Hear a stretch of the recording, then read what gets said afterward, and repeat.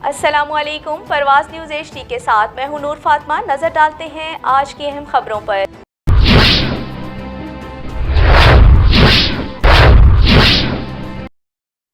खबर शामिल करते हैं फिरोजवाला से। 3 दिसंबर पूरी दुनिया में माजूरों का आलमी दिन।